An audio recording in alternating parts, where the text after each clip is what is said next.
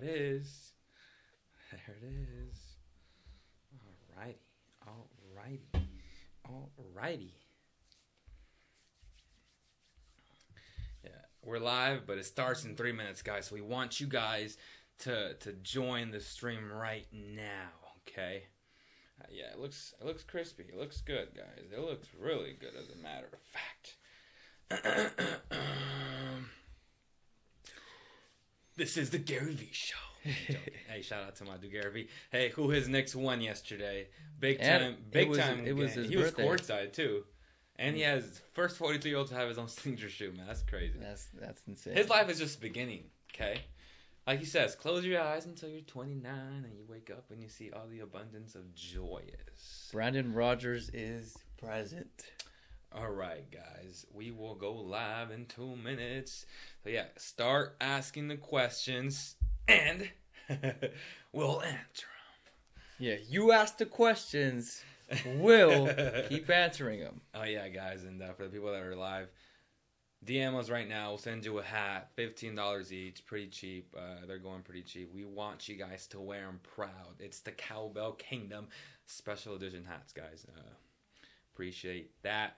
But ask the questions, give us feedback. How's the audio sounding? How's the audio sounding? Footage looks nice. How's everything looking? Present. All right. I see the chat right here. But yeah, guys, the number is right inside the description. It's 209-565-3079. You can go ahead and call in. We'll accept the call. It's on our Google line. Say it one more time. It's 209-565-3079. It's all right there. The live stream says it's kind of yellow. It was green. Wonder why it's yellow. I hope the quality is not bad, but yeah. All right, we'll go live in 3, 2, 1. Let's go. It's showtime. Take those notifications off, man. What's going on, guys? Welcome to episode 316 of the Cowbellkingdom podcast. I'm your host, Leo Biaz, and today we have a very special guest, a guy that is usually here all the time, but not really in front of the camera. Today he's making his debut, our photo editor, Emmanuel Basulto. E-Man, talk about how it feels to finally be on Showtime. I'm super pumped to be in front of the camera and to talk Kings basketball. I've been picking up, I've been watching Leo, I've been watching other podcasts, and I'm going to do my best to also help you out and run this podcast smoothly. That is right, and we have a darling of a show today. We're talking the 46-point shellacking, and yeah, Savage 21 went savage at halftime, and I'm not kidding. It was pretty damn bad. We'll show you guys a video probably on Instagram later tonight. Maybe that's the reason why the Kings felt so bad for the Hawks, that they allowed to get the beat down. You get it? Do you get the joke right there? But yeah, we're talking Willie Cauley-Stein, Kosta, Koufos, Skal Labissiere, Garrett Temple, Buddy Hield, Bogdanovich, De'Aaron Fox, George Hill, Justin Jackson, and Zebo. So a lot of stuff to talk about. We're going to break them down each individually. We'll talk the eye test and we'll talk the stats test. And trust me, they're very, very interesting. And some go hand in hand and some don't. So we'll start off with the hottest topic of them all, E-Man. It's Skal Labissiere. Why do you think Coach is not playing him? I saw that you tweeted some stuff out. I know I tweeted some stuff out. But I'm going to kick it off to you first. And yeah, why? Like, Coach says that it's because he's a defensive liability. But to me, it just doesn't make any sense. Yeah, the reason behind it not making sense is mostly because Zach Randolph is your other go-to guy. And what you're getting at is Zach Randolph is a defensive liability as well.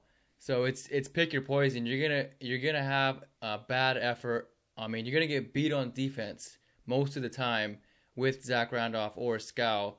In my opinion, I'd rather be losing with Skal on the floor. Yeah, Zebo.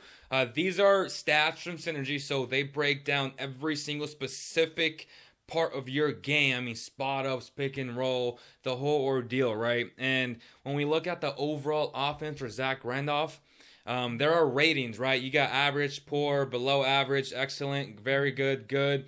And Zebo, as of right now on offense, the overall offense, without pointing out specific things, he is an average, okay? But on defense, he is below average. And in 102 possessions, he's allowed 99 points. That's pretty bad. Not as bad as Willie Cauley-Stein, but we'll talk about that a little bit after. Yeah. But knowing that, and then when I throw out the Skal Labissiere numbers, he's been good on offense, and he's been very good on defense. In 110 possessions, he's allowed 91 points. So that's pretty good, right? We have a phone call.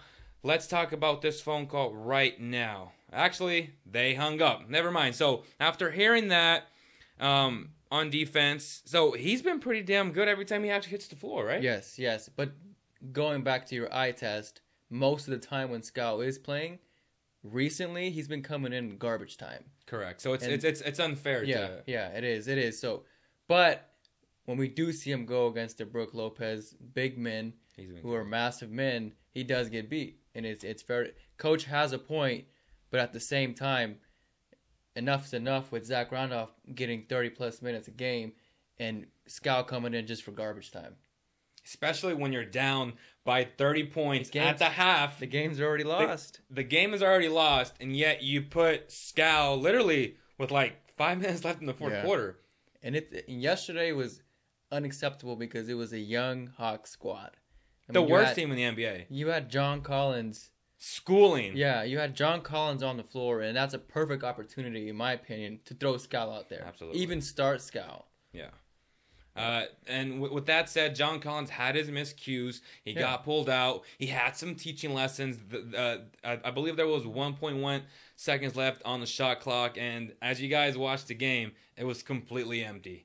And people were like, well, how do you not communicate that? Yeah, it was his fault, but it was also his team's fault for not saying, hey, dude, there's a second left on the shot clock. Put the shot up. Yeah. It's also the fans' fault for say, hey, you can hear the fans. Like, literally, it's that empty. But, yeah, so when we see these types of numbers, I get frustrated. I wrote an article yesterday talking about the best lineup for the Kings, and I got this off Bleacher Report. So their metrics, just to give you some context of how they came up with these numbers, they weighted the volume and efficiency to get a lineup score, right? So every team, they scored every team, and they used volume and efficiency on how they came up with the numbers, and they put all these lineups together to see which one was the best one according to the numbers. And I agreed 100%. Before the season started, I told you, I believe Kosta and Skal will be the starting front court. It didn't happen that way. Mm-hmm. He went with the other lineup, which I said, it's either Zebo and Willie. You can't have both the thin towers together because that's a huge defensive liability, right? Yeah. And so the lineup that Bleacher Report came up with after all these stats, and there was a minimum of 20 minutes played, okay, guys? It was De'Aaron Fox, Garrett Temple, Bogdan Bogdanovic, Skal Labissiere, and Kosta Koufos. I know, I hear it, I see it from fans. Oh, Kosta sucks, Kosta's slow, Kosta's that. But if you're an actual NBA junkie and you follow this sport, you would understand that Kosta is not garbage. Kosta's a very solid player. He's actually the only player on his roster that understands his role. And when you pull up his numbers, yeah, he's been average on offense, like almost everybody on the team.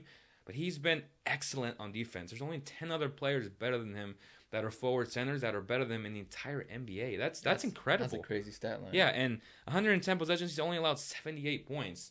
So teams are scared to go up against him. Yeah. And he's the only guy that I trust to play solid defense. He's your anchor, and he comes off the bench. Yep. Last year he made a lot of starts. And this year he's just... There's a reason why coaches love him, right? Like, don't you want a player that understands his role, that doesn't have a huge ego? He's a great locker room guy, right? Yeah. And the stats show that even in your typical general box score, he may not show up as big-time numbers, but it's the little things that count, and it's the little things that he does for winning teams. And right now you might be thinking, well, he's on the wrong team. And you might be right. He suits better for the team that are ready to win now. But with that said, without Kosta Koufos, I think what happened last night would be a lot more redundant, and it would happen a lot more because you at least have that security blanket when you do bring in a guy like Kosta Koufos. Yeah. But aside from his role, what do you see from him, and how does he help these young players on this current roster, E-Man? Kosta Koufos is helping the bigs right now. Like I always see before every game starts, it's him and Papagiannis. Sometimes Willie is out there with him, but most of the time I see Kosta mentoring George Papagiannis, and then I also see him working with Willie Cauley-Stein and the coaches, helping develop these young guys. And we forget about Papagiannis and his potential. And I mean, he's not close, but it is there. And if he can be a little better than Kosta, that's all we want from Yorgos Papagiannis. For Absolutely. Sure. Yeah. I think we've always said the pinnacle for a Papagiannis is a better version of Kosta. Yeah. That's a good thing. That's a really good thing. Like, that's a really good thing. Now, Kosta has been average on offense. I say it like this. He's so good on defense that whatever you get on offense is a plus. Now, when you look at Willie Cauley-Stein, he's been average on offense, which got better because he was below average before the Hawks game. So he went up a little bit. But on defense, he's poor. He's amongst the worst on defense, which is very shocking and alerting because he came into the league as a defensive specimen, as that guy that the Kings wanted to pair with DeMarcus Cousins to be your anchor, to be your Tyson Chandler. And after breaking his finger in college and breaking his finger his rookie year, he's gone away from what he's really good at. And to me, that's alerting and that's disappointing. It is. And there's no excuse as to why you won't triple down on your strengths. If you're athletic, if you're 7 foot, and that's all you run did, like a gazelle. That's all you did in college, triple that down and become the best at doing that. And he hasn't, and it's been disappointing. Yeah, and if he does that, he becomes $100 million player. Just look at DeAndre Jordan. Look at the Rudy Goberts. Just look at the Tyson Chandlers in his prime. He can be a big-time athlete. Like, it was funny. Last year, when Buddy Hield pulled the Buddy Hield and he literally won that game against the Clippers on the road. Yeah. Before that game started, Buddy was talking shit to DeAndre Jordan, telling him that, well, you can't shoot the ball. And, this is how it started. DJ was like, Buddy can't go left. So Buddy took it personal, and he said, well, you can't shoot the ball. You can't shoot free throws. And he said, look at here, buddy. They don't pay me to shoot free throws. They pay me to rebound and block shots. Exactly. And Buddy was completely silent. Like, you know what I mean? Yeah. Like, he understands his role. That's what we want Willie to be. And, Willie's the type of guy that says, we're irrelevant. Okay, that's fine. But as I've said before, his game, he's not showing up on the court. Every time he does something good, I feel like he takes 2-3 steps back. Is that a fair assessment? Yeah. What it is he's not being consistent. Like we saw the Joel Embiid ending the game-winning block on Joel Embiid, and then not fouling him, but actually contesting the shot was like, okay, this is what we want out of Willie. His best game ever, by the way. Yeah, that's exactly what we wanted from Willie. The next couple games, he's back to normal Willie, and we need some type of consistency out of Willie Cauley-Stein if he wants to stay in the starting lineup. Oh my God! Someone said sign Dante Green. Please don't let me go on my rant. Tell him about the whole Dante Green thing. Stop, man. Cut it off with Dante Green, guys. All right, Jaime. Again, E-Man said a lot of good things. He said he made those big, massive 2 blocks that really won the game for the Kings. Why doesn't he continue to do that? Why is he so inconsistent? I just don't get it. Like, is it mental, do you think? Or is it him just not wanting to? And maybe the situation with the Kings, it might not be the right one for him. Yeah, the reason why, I mean, we can't come up with a reason why, but what we see on the floor is you have to ask yourself how long is Dave Yeager going to keep him in the starting lineup? Exactly. Like, we know this for a fact, that the coaching staff, they have a set plan for him. And we know that he goes on top of that plan. He says, you know what? No, I'm doing me. I'm doing Willie Cauley-Stein. So that's a great question. How much longer will the coaching staff, Coach Yeager, bite their lips and say, you know what? We're not going to put up with this stuff anymore. We're going to bench you, send you a message and say, you know what? We might have to play Papa. I hope they play Skal more because Skal is the most skilled big on this roster, hands down, and it's not even close. So this might be a good time. Like last year, Willie didn't play much early on. Remember, he was complaining about that. Yeah, he was. It might happen again. And it's sad to say, last year the excuse was, well, you had DMC in front of you playing. What's your excuse now? It's unacceptable.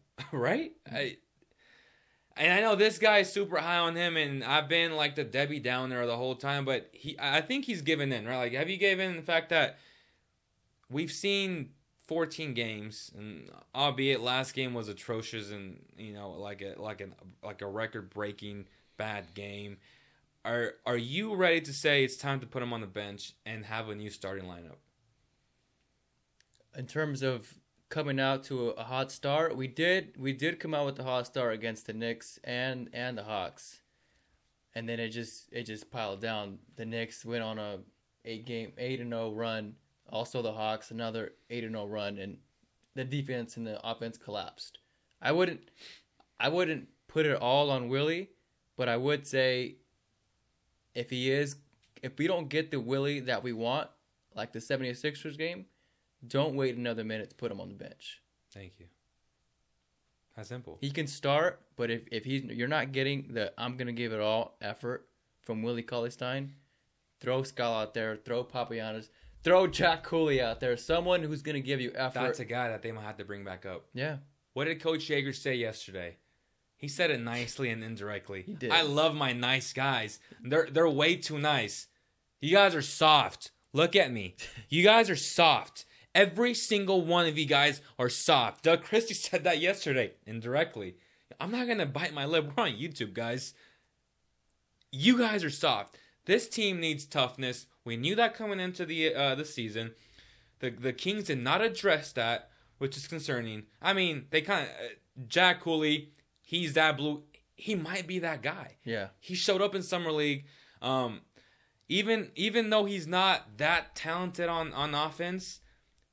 That's another guy like Kosta who understands his role. Now, people might say, well, he's going to affect the development of a Skal or of a Willie. They're not doing anything. Skal's not even playing. So, look, if you guys want to win games, he might be the most ready in terms of right now. Seriously. But if you guys want to lose games and see how it goes like we've been seeing, they're growing pains. Yeah, you're going to see that from a Skal Labissiere, man. But and just to answer the guy that said, emails on the left and I'm on the right. We're doing it directly from the JVC camera. So that's why it's not panned out to the middle. We're not on a mixer. But the iTunes show, the audio show will be in the middle and the audio will be excellent, guys. So yeah, go ahead. Going back to the solution at the 5 position with Willie. Would you consider starting Skal at a 5 or playing Skal at a 5 with 4 wings? Yes. I would. Or even Zebo at the 5. But with that, you're committing to you're going to be a bad defensive rebounding team, offensive rebounding team. Exactly. And and a defensive team. You're going to be a bad defensive team. Okay, guys. Let's not kid ourselves, right? We, the Kings, not us, their leading scorer is Zach Randolph at 13 points. Okay. They're 29th in points per game, so they don't score. They're 29th in rebounds per game, so they don't rebound. They're at 39.6. They're 25th in assists per game, which they don't move the ball. They're 20th. That's 20 per game. And then points allowed, they're 20th. They allow 107 points. So all 20s, like, that's bad. They're bad in every single category. That explains a 3-11? That explains a 3-11 record, man, right? So you would be okay with having a bad keeping those bad stats, but starting Skal and playing Skal at the 5. Absolutely. Let's see. You gonna get a call in? Yeah. So we have a call in right now. Okay, first caller. Hello? Hello, welcome to the show. Hi, I just wanted to get your opinion on this because it seems like Dave Yeager has kind of tried everything this year with a bunch of different lineups, but why hasn't he given significant playing time to guys like Jake Cooley and Malachi Richardson? Okay, and what is your name? Nick Miliori. All right, Nick. Thank you so much. We'll answer that right now. There's someone else calling in as well, so let's check that out. Call from.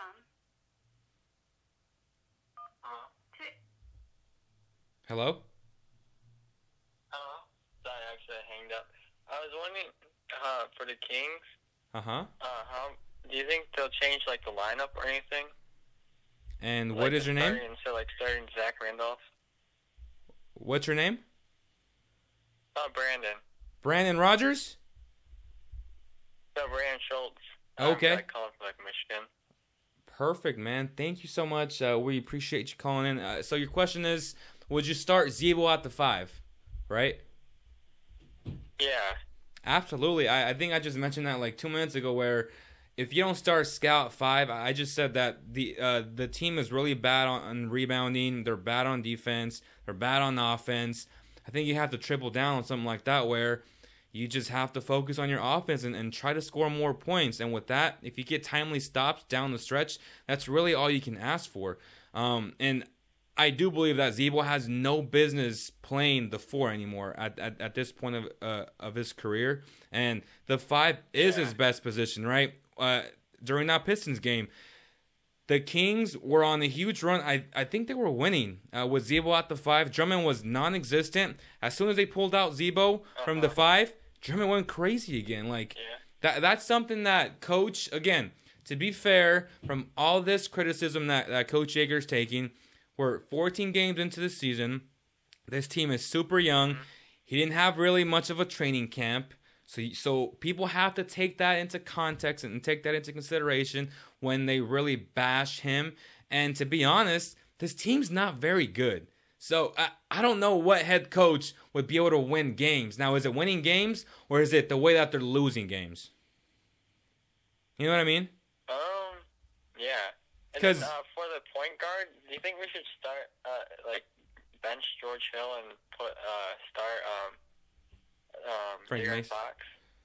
Yeah, so in my article, I talked about that the best lineup is with De'Aaron Fox at the point, and that's because honestly George Hill has been awful, right? He's struggled a lot. Yeah. But he's only averaged 8 points or something, right? yeah, he is, and he's shooting very poorly. Now with a guy like that you paid $19 million, I think it's a little bit too early to bench him. But I think the barometer for him would be 20 games. If he continues to struggle at the 20-point mark, he's definitely going to the bench. And not just as a second stringer, as a third stringer, because Frank Mason is hungry for some minutes, and he might be that guy that might back up a guy like De'Aaron Fox. Yeah. Man, Thank you. absolutely, man. Thank you so much for calling in, brother. See ya. Yep. And to answer the question from the last guy that From also Nick. said, Nick. from Nick, yeah, he said that Malachi and Papa? No, Malachi and Jack Cooley. Cooley, yes. Okay, again, Jack Cooley, in my opinion, if you guys want to win games, which I personally don't, because when you look at the stacked up draft in next year's draft, it's the top 5. It's about being competitive. Yeah, right? absolutely. Again, is it are fans mad at that we're losing, or are they mad at how they're losing? It's how we're losing. Okay. I don't Now, think they mind I about think the there's a lot losing. of fans that think they should be winning, though. And I think that's a huge misconception. And there's a lot of those. Yeah, there is. And so I'm thinking to myself, well, if you look at the top 5 of next year's draft, it's loaded with talent. And we'll get into that later in the show. But again, Jack Cooley, do you want to win? He will help you win more games. That's like the fear from the front office. Like, well, this dude can ball. Like, this dude is tough. He might be able to answer that. And who knows? I think he's in Sacramento right now. If we looked at his snap. Yeah. He might play tomorrow. I'm not sure yet. Like, the Kings sent Papa to Reno, and they brought up Jack. I'm not 100% sure on that, but I'm pretty sure about that. So, yeah. Malachi, I think Malachi should be playing a lot more, but at the expense of Garrett Temple not playing, that's really tough, guys. I mean, you have to play your vets. You have to have a mixture of guys, of young guys and old guys, and you if you decide to play Malachi, you're pretty much saying, I'm not playing Buddy or Bogdan, right? Justin. You can also give him Vince Carter's playing time. Which is not much anyway. Yeah. Yeah. Well, that's what I'm saying. So 9 it's minutes a either game. at the expense of Yeah. Garrett Temple, Justin Jackson, Buddy, and Bogdan. So you have to ask yourself that as well. Yeah. So thank you guys for the 2 people that just called right now. Jason Thompson is with Bogdan's former team. Correct. He is playing for Fenerbahce right That's now. awesome. I didn't know that. Shout out to my boy JT, man. Did a lot of exclusive stuff with him. I was always going to his camps. Very, very cool dude. I got to meet his parents. Did a huge feature on him. Definitely, that was my first NBA feature when I started back in 2013. So it's been a while. Shout out to my boy JT. I know there's people saying that I want the Kings to keep losing so we can get to the first round pick. All right, there's someone else. Albuquerque, New Mexico. All right, here it comes.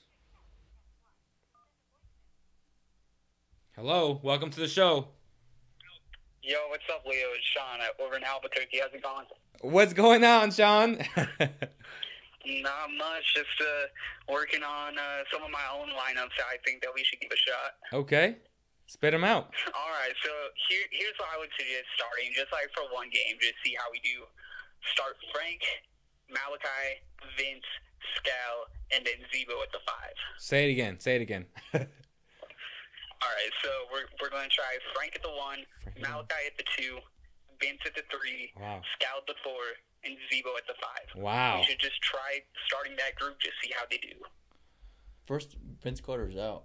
Yeah, so right now Vince is out with Kidney stones. Kidney stones, which is pretty harsh, but okay.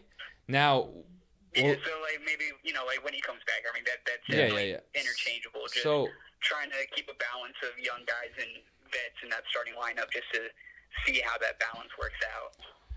Now, why? Well, let me ask you this: why would you start Mason right now over De'Aaron Fox? Is it because you think he's more ready to run an actual offense? Not necessarily. I love both of them. I'm really impressed by both of them. They both seem ready to compete right now.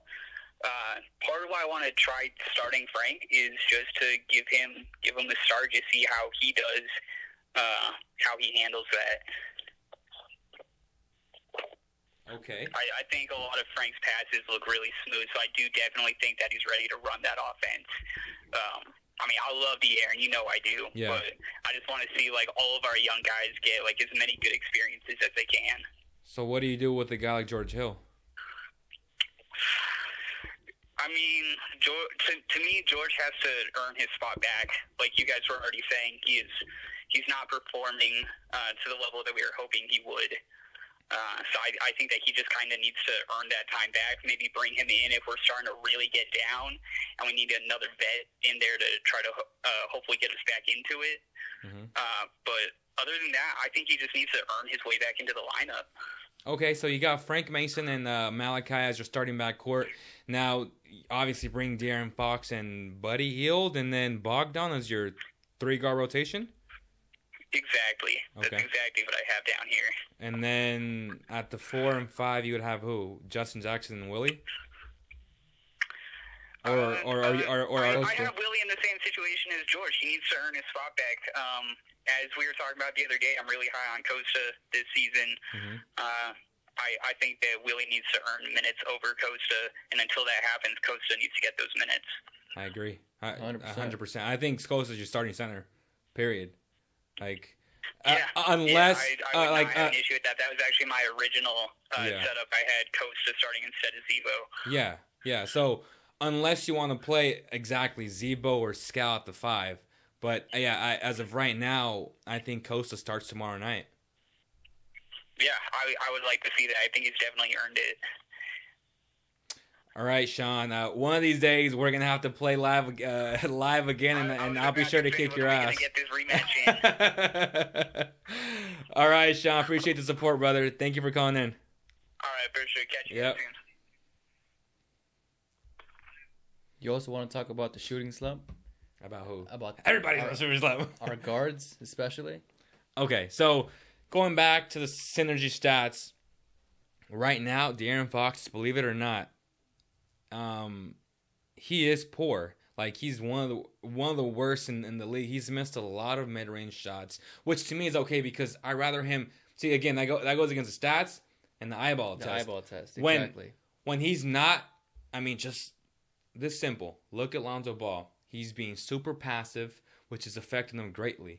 I rather him miss shots. The issue is not it's passive against aggressive. I rather Fox be aggressive, shoot that jump shot, which then opens up everybody else's game. So if he does hit those jump shots, which he hasn't been very good at, all of a sudden you have games like the one he had again. I forget who it was. I think it was Dallas, or it was one of these games where he was really good from his field goal percentage. Mm-hmm. You have to keep taking the shot because that's the way the NBA game is played. You can't just dwell on missing shots like Ben McLemore. He would miss 2-3 shots in a row. He would never take one again. And you're like, dude, you're out there to shoot the ball. If you're not shooting the ball, you're hurting the team because you're bad defensively, right? So you become a liability. I want him taking the shots. I know he hasn't been very good at them. But if he doesn't take the shots, you become Lonzo Ball, and then that's not good. And we'll talk about Lonzo later on, which, you know, I'm so high on him. But he has been disappointing. And in the aspect that he's been on cruise control, he's been very, very soft. Let's call it the way it is. I love you, man, but you've been soft, and you need to wake up because I know for a fact that you have it in you. Like, he has it in him. He showed it in practice, which to me is insane to even say that. But to me, he does have that inner anger in him, like that Skal. Like, Skal gets angry sometimes. Like, yeah. I mean, competitiveness, basically. Yeah, he's a competitor, but he hasn't shown that yet. Go ahead. Yeah, I totally agree with Fox being aggressive. Yeah. We see it, like, Lonzo is missing shots and being passive. Yeah. De'Aaron Fox missing shots but being aggressive. It's a difference. And we also see that from Buddy Hield, who we haven't seen it from, Bogdanovic. He's just like Lonzo. Just like Lonzo. Really. Super talented, super skilled, but he's passive. He's like, I don't know what, like, it's like he's still trying to fit in. Yeah. When honestly, he's probably the most skilled player on the roster. Could be. Yeah. Could be. No, he is. Like, yeah. Seriously, though. Shooting-wise, I think. Yeah. He can hang with the best in the league. Sean said, I know, or Always Smile said, I know it's a crowded position, but I feel like Malachi got regular burn time. He started producing in a big way. I'll say this. I think Malachi's jumper is the most pure on the team. His is just a perfect jump shot. Like Klay Thompson's perfect. Yep. Like, seriously, it's that perfect. Again, it's kind of hard to come off the bench after watching and being cold and then expecting to hit a shot. Real time, it's about 45 minutes before he gets in the game. Yeah. And when he came in, who was it, versus the Sixers, he was balling. Real time, it was like 45-minute stretch. Is that the game where he scored like 8 points? Yeah. Yeah. And coach took him out. That's it. That was his run. That's it. Hey, he produced. You got to stay ready. Stay ready so you don't got to get ready. That's what pros do. And you know who was in his ear? Garrett Temple. The perfect pro. And I think it was James Hanna said or someone else said, Garrett Temple would not mind retiring the King. And to me, that'd be great, man. I mean, he is a perfect guy to have in this organization. He loves it here. And he said, I won't mind. And he understands that it's a rebuilding process. It's going to take 3 years for them to be good. Might be 2 years if they get DeAndre Ayton next year, which we'll talk, and I keep teasing that, but we'll talk about the top 4 prospects of next year's draft in a little bit. But yeah, Lonzo Ball, De'Aaron Fox, big differences. One's aggressive, one isn't. Same thing with Bogdan. We see the talent, but he hasn't shown it consistently. Where he might have to come off the bench, man. Like, he might have to come off the bench starting tomorrow. Yeah. I mean, you're going up against CJ. Oh man, I mean CJ and Damian, Lillard. Well, it's picky. I mean, I would start Bogdan against CJ. I mean, not Bogdan, Buddy Hield against CJ McCollum. Yeah. So have Temple on the other side of the wing. So let's preview. Before we preview this matchup against the Blazers on back-to-back nights. This is for the audio portion of the show. We'll be right back after a short commercial break. Thank you for listening to the Cowbell Kingdom podcast on Almighty Baller Radio. All right, guys, we are back. Now we're previewing the Blazers game. Who would you start tomorrow night? My starters tomorrow night will be I gotta go with George Hill. Oh, damn. Okay. Damn. Buddy, Okay. Justin, Kosta, and Skal. That's actually not bad. That's actually not bad at all. Yeah. I like it. But I'm going to go with De'Aaron Fox. I think, I think he's shown enough to finally start him. I've been against it. Yeah. But at this point, and let's be honest, he's played the most minutes on the team. Fox? Yeah. He plays the most. He comes off the bench. Yeah. Which is okay. But yeah, I would start Fox, Buddy, Justin, Skal, and Kosta. Yeah. I really, the Kosta and Skal, I think that's a serious lineup that should be changed. The guards, the situation at the guards. Yeah, it's flexible. You can swap whatever you but want. for sure, we need to see Skal and Kosta together. And Skal to start the game. And people say, well, why not start Skal with Willie? Because Willie's been inefficient on both ends of the floor. Yeah. And you don't want two huge... We know Skal was a liability, right? At least theoretically, because he's so skinny. Now, if you put Willie next to him, it's a disaster. It's going to be pretty much what Zebo and Willie is, pretty much. Well, I mean, perspective-wise, yeah, you're going to be bad anyway. So yeah, exactly. In some terms, why not? But at the same time, you know what you're getting out of Kosta. Yeah. So start Kosta. Exactly. So we have Damian Lillard going against De'Aaron Fox. I think he had the advantage there, right? Buddy Hield going up against CJ. I think CJ has the advantage there. At their small forward, I'm not sure if they start. They're like, he's a mix. He's a small forward, power forward. Are they starting Evan Turner? Do you know? I don't remember. I know they start their Jurkic. I think Jurkic has the advantage against any of the bigs, honestly. He's super talented. But yeah, guys, back-to-back nights. Do the Kings win tomorrow night? Give me a prediction right now. I feel like they're going to pull out a home win. There it is. Yeah. There it is, guys. They will pull out a home win. And just lose Saturday. Okay. They'll split. They'll both win the home games. But tomorrow, I feel like they will come out competitive, no doubt. Coach has called every single person out in that locker room, and they should respond. If not, there's something else going on inside the locker room. I actually liked the lineup too. They said Frank Mason, Bogey, Temple, Koufos, and Skal. Yeah. Like I said, any guards, swap, Kosta, Skal. Okay. It's time, in my opinion. Yeah. Crowded position for sure. In the fact, okay. I don't know. Coach would not start Hill. That would be too much disrespect in the sense. Starting Kosta makes sense against Portland, I think. Yeah, so, I mean, yeah, like I said, I believe the barometer is 20 games. If Hill, his $19 million continues to struggle, then you have to put him on the bench. Because then that's unfair to the team that are working their asses off. You said also yesterday when we were watching the game, he's a system player. Like, he's not supposed to be your best player on the court. Technically, in theory, he is, right? He is. If he was playing like he does in every other team he did, he's a really solid player. Right now, when he's almost the go-to guy, it's hard for him. And he has to adjust though. If he's getting $19 million, you better adjust. You're a professional. When you play in the NBA, you got to find a way. Exactly. I mean, he's always been, option number 2 or 3 or even 4. Yeah. Now he's option number 1 in the system that coach is still trying to figure out his own guys, right? Yep. So we have to talk. We have to figure that out. I don't know what he's gonna do. Coach Yeager has a handful of things he has to fix. Yeah. I don't think it's fair to say fire him. I see all these stupid comments on Facebook like, "Are you serious? You're gonna fire a coach again?" No, after that's 14 right. games with a bad roster? Like, does that make any sense? Name me a coach that would win games with this roster. If Coach Pop is losing with that roster he has right now, that team looks different without Kawhi Leonard, right? And like, they're losing games. Yeah. Pop on this team would be the exact same 3 wins. Yeah. Max. Like, there's no way you win 4 games with Pop here. Because it's not... I mean, should they have won yesterday? Yes. But the Hawks are saying the same thing. We have to beat the Kings. Like, let's not act like we're that much better because they're not. They have a better point guard, and it's not even close. Like, Dennis Schroeder is better than every point guard on this roster right now. That cat is a stud. And Dedmon, geez, he's probably the best. He's a better big than everyone on the Kings roster.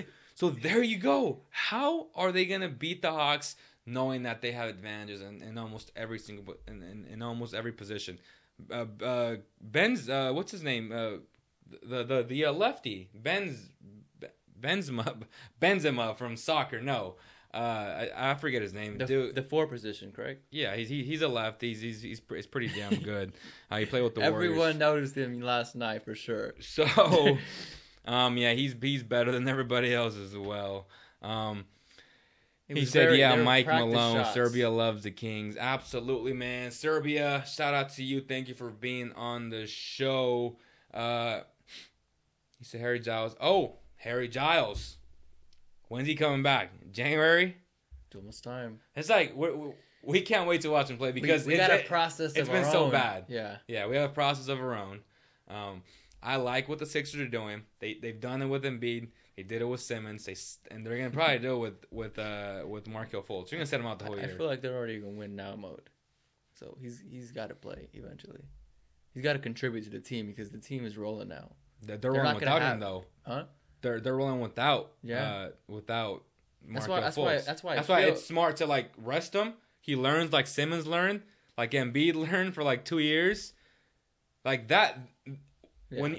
When you redshirt, that really helps you. People don't understand that. You're with the best trainers now. You're not going to class. You're just shooting. You're just thinking. You're watching film. I know that the Sixers guy said that Markelle Fultz, all he's doing is watching film, looking at where guys like the ball. It's a blessing and a curse, though. It is because fans are frustrated. Start going through the motions and not take that time seriously. Like yeah, and that's the scary part. Yeah, like some players Embiid, don't have that mentality. Embiid and Simmons took it seriously. Fact, they really both did. of them. They both did, and you see it. Yeah, they're on. I don't think I've ever seen a rookie like Ben. These Simmons are rookies, guys. Impact the league the way he is right now. It's insane. Magic Johnson's the last guy. Yeah, Magic Johnson Ben Simmons is nice. Besides his shot, yeah, he is nice. And you know what? And Jalen Rose was perfect. He was spot on. He's not a lefty. All his hook shots, all his runners, they're to the right. Yeah. He will eventually shoot with his right hand. Yeah. He's not a lefty. He can shoot with his left. He can, move with his left. But all his drives, go on bballbreakdown.com right now, guys. Check out Coach Nick, which I also contribute to the website. He did a whole breakdown on him. His strongest suit is going right. He loves to go right, which he might have to switch his shot to the right. Or dunk on your face. He loves that shot, too. I mean, he does it all, guys. And which then transitions into what I want to talk about, right? Yes. And it's Lonzo Ball. Look, I think we posed the question, is Lonzo a bust right now? I think it's stupid to say that he is. But I'll say this, and it hurts me to say this. LeVar Ball, sorry, my man. But Lonzo Ball is supposed to be Ben Simmons. Like, Ben Simmons is what Lonzo should have been, right? He took his spotlight for sure. Exactly. The same type of player, only Simmons is more athletic and taller. I don't see how Lonzo will get more athletic or taller in the next 3 years. Yeah. So the only thing that can change is Lonzo becoming a better shooter and just more aggressive. Stronger. That's attack. it. Yeah. Stronger. Obviously, Ben Simmons is pretty strong. I mean, that year helped him. It did. Absolutely. Especially in the weight room, right? We saw the big showdown yesterday. It wasn't a showdown at all. Lonzo got destroyed. Again, but he was being passive. He's not even being aggressive anymore, which is a huge concern. They might have to bring him off the bench. I know he's a number 2 pick, but if you're Luke Walton, do you bring him off the bench? At this point, because Clarkson's better. Yeah, Clarkson's the best guard. I believe what Coach was doing, and still I know Hill is playing bad, and no one wants him starting, but he is protecting his guys, and I feel like if I'm in agreement with Coach starting Hill early on, I think Luke Walton should have done the same thing with Ball, especially with a target on his head. Fox doesn't even have a target, and Coach is doing the right thing. And every time you see Fox, chip in 18 minutes, and he's just balling, like you love that, but he's doing that against the second tier guys, and Lonzo's going up against the best and getting destroyed by the best. So yeah, I would bench him I don't know if that'll affect his mind even more. No, it might help, it might not. You know what I mean? But according to his dad, it's no pressure. So he's got no pressure. It's just entertainment. So he should take that fine. Dude, that's probably the best one of the night. You just said it. If that's in fact, that's how he raised him. Because there's no pressure. Yeah. If it's on entertainment, he should accept coming off the bench, right? Yep. All right. So, but you know who is hooping from the Lakers? Kyle Kuzma. Oh my God. Which he came to Sacramento. Which we saw him. We watched him work out. We were like, he's pretty good. Then one Justin Jackson, which we love. That's Justin Jackson reincarnation. Take off the hat, man. No, but this leads to our top 5 discussion on your top 5 rookies, guys. Comment down below right now. Who do you think has been the best as far as give us your top 5 rookies thus far of this season? I'll give you mine second. I want to hear E-Man's first. So mine first and foremost. Oh, and Ben Simmons does not count. Ben Simmons. Because we know he's Rookie of the Year. Yes. So I have to tip my hat off to the Boston Celtics and Jason Tatum as my number 1 guy playing right now. Mine too. So what he's done is very impressive. Absolutely. He's made big shots. He came as advertised. He's doing what he does best. He's the most ready, right? Yes. Okay. So I got to tip my hat off to the Celtics. They're doing everything right. My second favorite player going in as a rookie, Dennis Smith Jr., averaging 21 points. And what makes him stand out is the flashy dunks. Everyone loves the flashy dunks. I personally enjoy it. Kyle Kuzma, I coming in third after Nance Jr. got hurt. He's been taking his minutes, and he's been hooping in summer league, and he's continued and getting better. Even yesterday, it was nice to see him go against Ben Simmons. It was like, okay, he almost dunked on Embiid. He did. Kyle Kuzma was a sleeper, man. And I watched him. The only thing I questioned was his attitude. Yeah, I guess it was just because all the tats and the looks. Guy looks like a good guy, and his mentality is right. He's just trying to play basketball and be the best basketball player. The thing with Kuzma, he wasn't very good at Utah. Yeah. He was okay. Yeah. And then when I watched the highlight, I saw the tangibles were there. Like, this guy's good. He can score with more room in the NBA, which has helped him a lot. Because in college it's a lot more compressed. My God, I mean, the Lakers got to steal. Even if he doesn't become an all-star, he's a damn good player. A lot like Jordan Clarkson, who they picked up in the second. Or I think he was undrafted. Yeah. That kid's a baller. I'm like, if you had Clarkson to the Sixers, oh my God, now. Clarkson's nice. He's nice. Yeah. Go ahead. And then my final ones was John Collins out of the Atlanta Hawks. Okay. And of course, the last one I got to give to the game-winning shot with De'Aaron Fox. Wow. A little bit different there. I had Ben Simmons there, but I took him out of mine. And started all right. John Collins. So you got Tatum. Go ahead. Dennis Smith Jr. Okay. Kyle Kuzma. Okay. John Collins. And our hometown hero, De'Aaron Fox.